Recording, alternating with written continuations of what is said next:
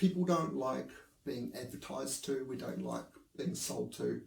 So the aim of content marketing is a soft way of keeping our brand in front of people so that they remember us and driving loyalty with those customers we do have.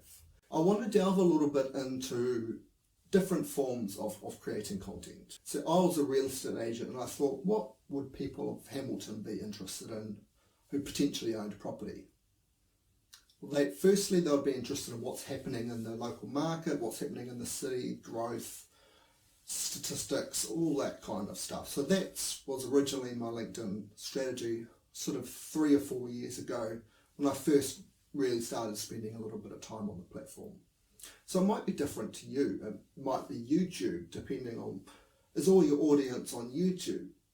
Or is most of your people just hanging around on Facebook all day, they don't really go out? Or are they on Instagram? Do they like nice, crisp, detailed pictures, that form of content, that short form video content?